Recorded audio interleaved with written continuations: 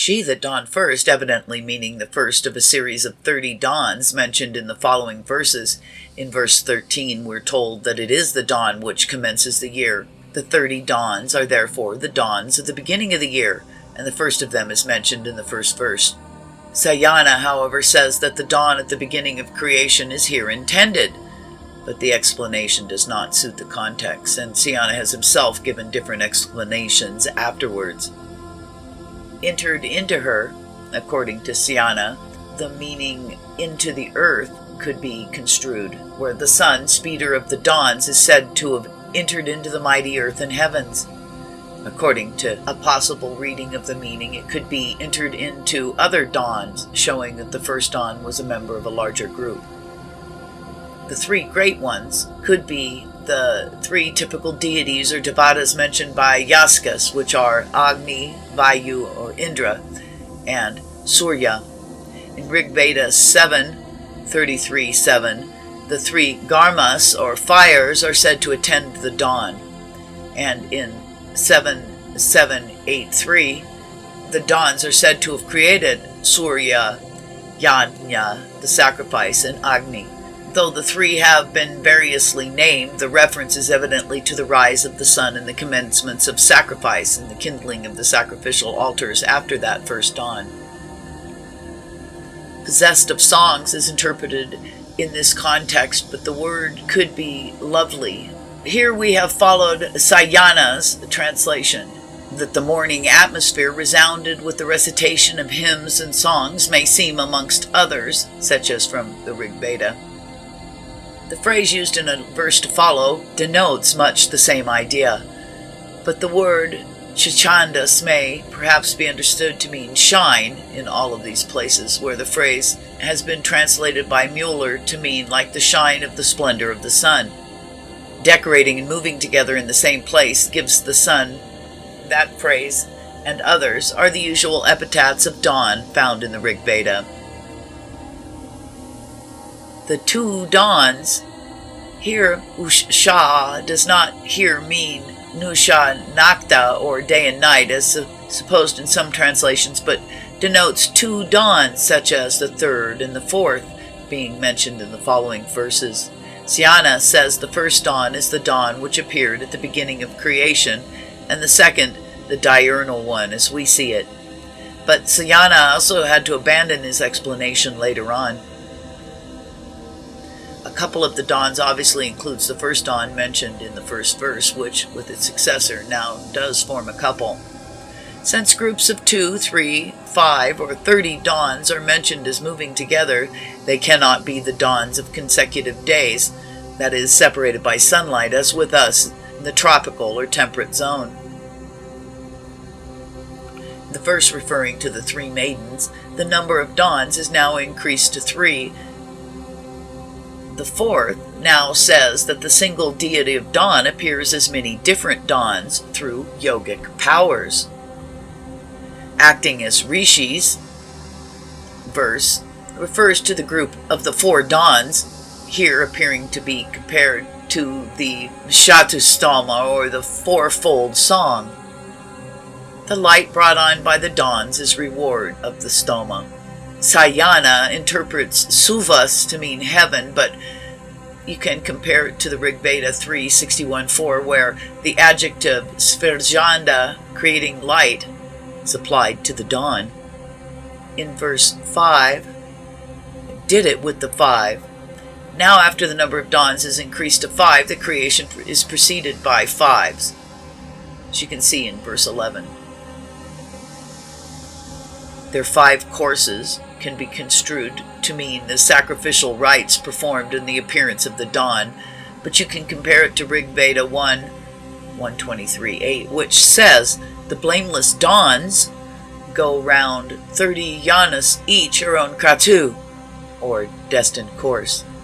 Here the use in the present verse should be similarly interpreted. Further in that verse, in combination, we have 30 dawns divided into 5 groups of 6 each, which we can compare to the Tatyana Brahma 2:5-6-5, which says the goddess dawns makes 5 forms. 5 groups of 30 dawns, each group having its own destined course, are here described.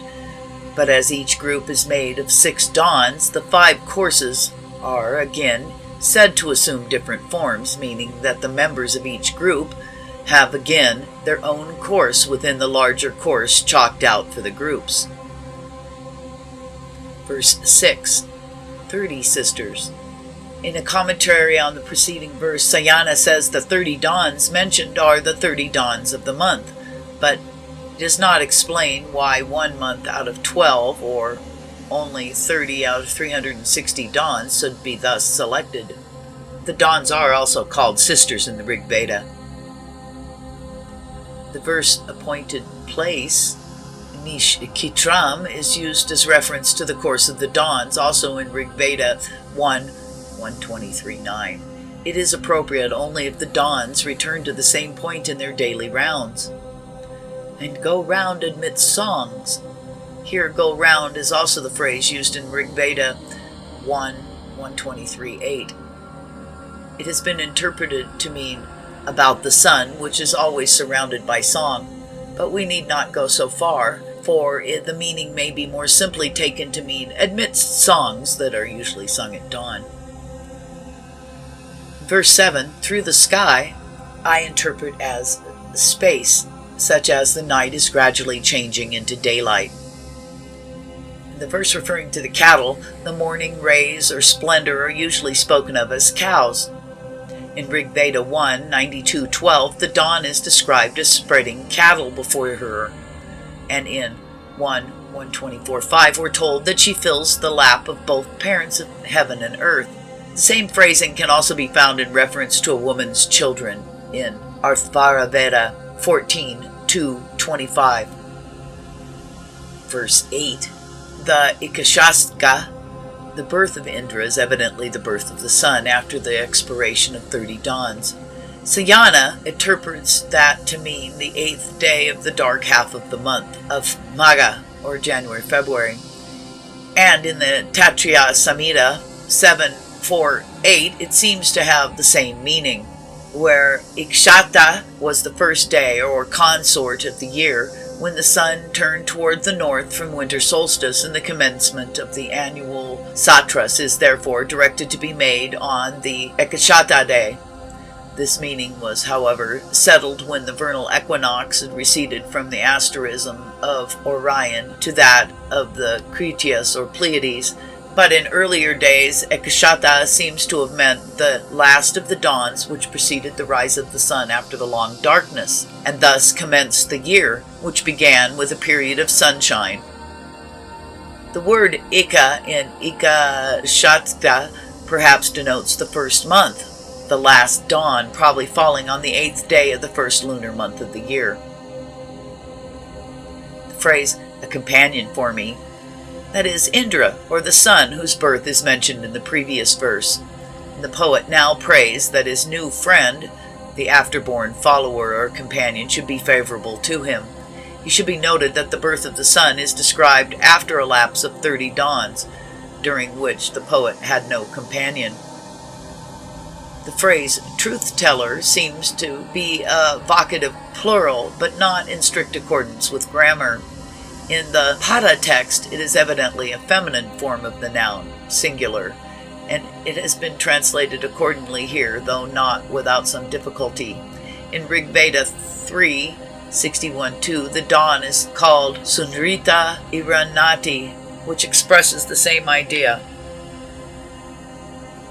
The phrase, just as you do not transgress each other, can be compared to the Rig Veda 7:76-5, where we are told that the dawns, though collected in the same place, do not strive against or quarrel with each other. Verse 10, the all-knowing. Sayana takes Vishva Veda to mean the dawn, but it obviously refers to the companion, Anujam, mentioned in the preceding verse. The worshipper asks for a reciprocity of goodwill. The all-knowing Indra has his goodwill. Let him, he prayed, now have the all-knowing's goodwill. The adjective used here is applied in the Rig Veda to Indra or Agni several times. Verse 11. 5 milkings. Sayana refers to Tatyana Brahma 2:2:9, verse 6 through 9, where darkness, light, the 2 twilights, and day are said to be the 5 milkings of Prajapati. The idea seems to be that the 5-fold groups of creation proceeded from the 5-fold dawn group. The verse 5-named cow could be translated, such as Sayana did, to the earth, who says that the earth has 5 different names in the 5 seasons, with unique names for the blossoming of spring, the heating of summer, the showery time of rains, clear water of autumn, the cold of winter. The seasons are taken as 5 by combining Hamata and Shishiri into one for winter. The 15-fold stoma, called Panchadasha.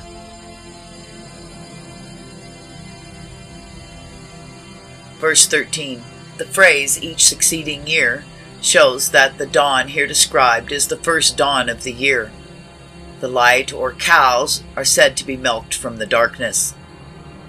Verse 14, working well towards a common goal, can be compared to Rigveda 3:61-3, where the dawn, wending to one and the same goal, is asked to turn on like a wheel.